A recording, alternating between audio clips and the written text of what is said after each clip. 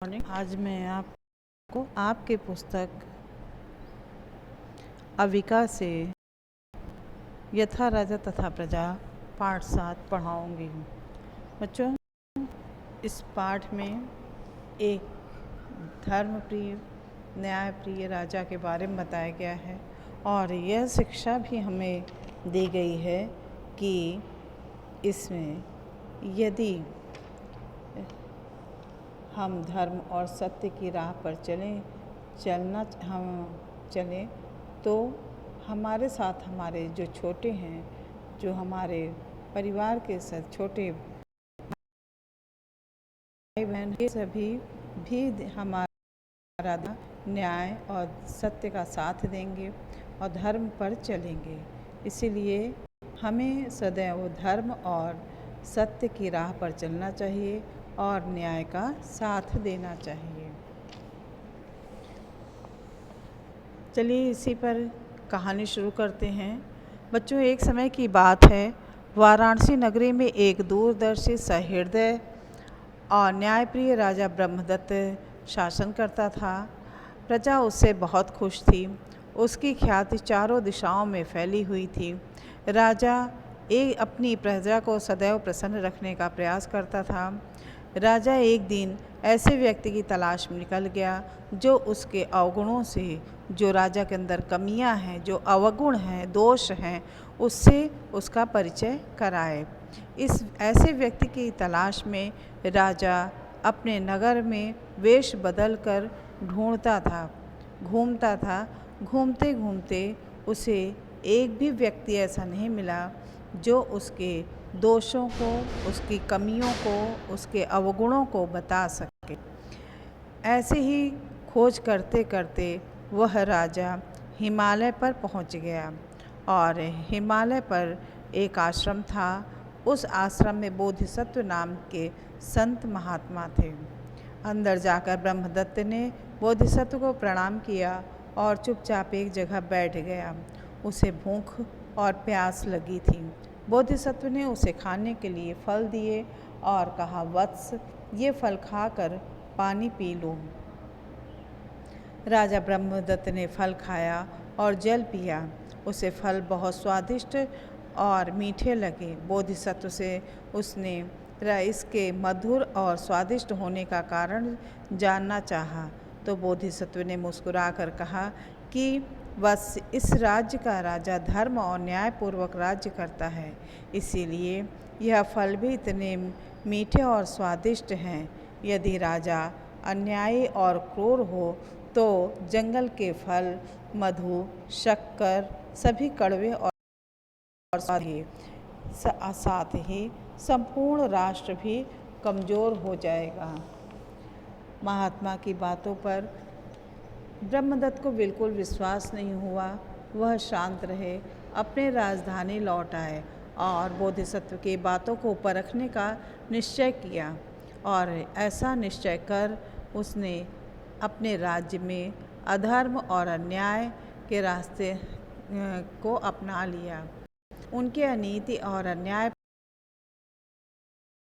पूर्ण sir much गया और जनता त्राहि त्राहि करने लगी। कुछ समय के पश्चात राजा फिर बोधिसत्व के आश्रम में पहुंचा और बोधिसत्व को प्रणाम किया। बोधिसत्व ने फिर राजा को पके फल खाने को दिए। राजा ने जैसे ही फल खाए वे फल कड़वे और स्वादहीन थे। राजा ने थूकते हुए फल के कड़वे और स्वादहीन होने का कारण जानना चाहा तो बोधिसत्व ने कहा कि राजा, जो इस राज्य का राजा है वह अत्याचारी और अन्यायी हो गया है। उसी के प्रभाव से फल, कंदमूल सभी कड़वे और स्वादहीन हो गए हैं। जब राजा धर्मपूर्वक न्याय करता था तब ये मीठे और स्वादिष्ट थे। ब्रह्मदत्त ने पूछा, भगवान, आपके कहने का तात्पर्य क्या है? कृपया विस्तार से बताइए। तो बोधिसत्व ने बताया कि आपने कभी गायों को झुंड को नदी के पार जाते देखा है? यदि सबसे आगे चलने वाली गाय अपना मार्ग बदल ले तो पीछे चलने वाले सभी गाय अपना मार्ग बदल देती है। राजा भी अपना राज्य का नेता होता है। यदि राजा गलत आचरण करने लगे और अधर्म को अपनाए तो प्रजा भी उसी रास्ते पर चलने लगती है। पशु पक्षी, नदी, वृक्ष सभी अपना धर्म छोड़ देते हैं। बोधिसत्व का जवाब सुनकर ब्रह्मदत्त की सारी जिज्ञासा शांत हो गई। फिर ने बोधिसत्व को अपना परिचय दिया और कहा, मैं ही इस राज्य का राजा ब्रह्मदत्त हूँ। मेरे ही कारण ये फल मीठे और कड़वे हुए, परंतु अब मैं यह निश्चय करता हूँ कि इन कड़वे फलों को पुनः मीठा करूँगा और इन्हें कभी कड़वा नहीं होने दूँगा। सदा धर्म और न्यायपूर्वक राज्य करूँगा। इतना कहकर राजा ने बोधिसत्व को प्रणाम किया और अपने राज्य जाने की आज्ञा ली। वहाँ से वे चले गए। बच्चों, इस कहानी से आपको यही शिक्षा मिली है कि आप भी सदैव सत्य बोलें, न्याय के रास्ते पर चलें और धर्म का रास्ता अपनाएं। चलिए, इस पाठ का ये शब्दार्थ दिया हुआ है, शब्दार्थ कर लीजिएगा। आपको कठिन शब्द हम नहीं करा रहे हैं। कठिन शब्द जो आपको स्वयं कठिन लगता हो उस शब्द को अंडरलाइन करें और उसको लिखें। शब्दार्थ है निश्चय यानी निर्णय, एक विचार, आचरण मीन्स व्यवहार, चाल चलन, दूरदर्शी मीन्स दूर की देखने वाला, स्वादिष्ट मीन्स अच्छे स्वाद वाला, अनीति मीन्स बुरी नीति, जिज्ञासा मीन्स जानने की इच्छा, न्यायप्रिय मीन्स जो सदा न्याय करे, मधु मीन्स शहद। चलिए, अब ये आपके अभ्यास दिए हुए हैं। अभ्यास ये 3 प्रश्न दिए हैं, फिर सही गलत का जो सही आंसर है उसको चूज़ करना है, फिर रिक्त स्थान है। चलिए, मैं आपको पहले प्रश्नोत्तर करा देती हूँ। ये आपका पहला प्रश्न है,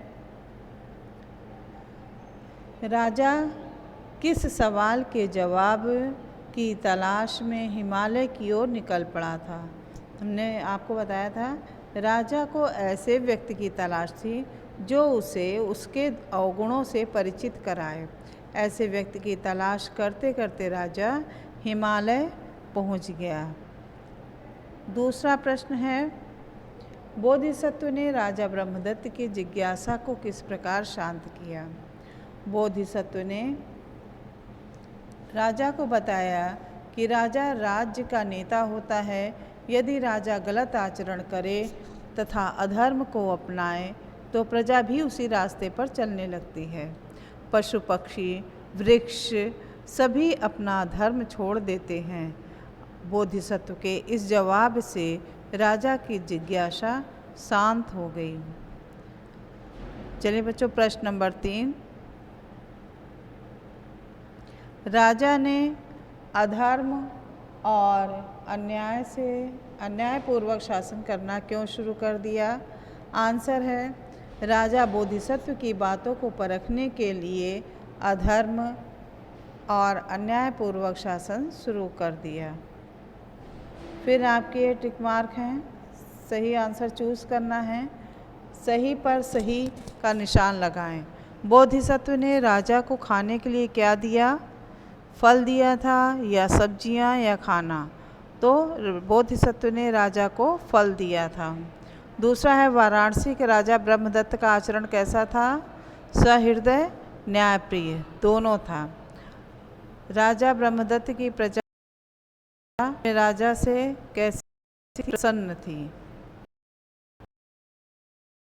चलिए, रिक्त स्थान है, अनीति और अन्यायपूर्ण शासन से पूरे राज्य में डैश मच गया। तो यहाँ आप फिल करेंगे हाहाकार। आंसर हो जाएगा कंप्लीट। अनीति एवं अन्यायपूर्ण शासन से पूरे राज्य में हाहाकार मच गया। ख है, राजा को एक ऐसे व्यक्ति की तलाश थी जो उन्हें उनके डैश से परिचित कराए। आंसर है, राजा को ऐसे व्यक्ति की तलाश थी जो उन्हें उनके अवगुणों से परिचित कराए। ग है रिक्त स्थान, राजा को बोधिसत्व की बातों पर डैश नहीं हुआ। तो यहाँ आप फिल करेंगे विश्वास।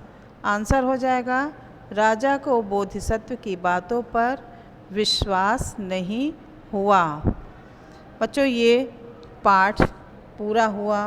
प्रोजेक्ट आप शीघ्र अतिशीघ्र जमा कर दीजिए कल तक में। हमने दशहरे के पहले ही आपको बताया था। कंप्लीट कर दीजिए और हाफ ईयरली एग्ज़ाम की भी तैयारी कीजिए। जहाँ तक मैंने पढ़ाया है वहाँ तक आएगा, और व्याकरण में भी जो हम कराएंगे बस वही आएंगे। संज्ञा के एक्सरसाइज भी आप कंप्लीट करते रहिएगा। जो ना आए पूछ लीजिएगा। धन्यवाद।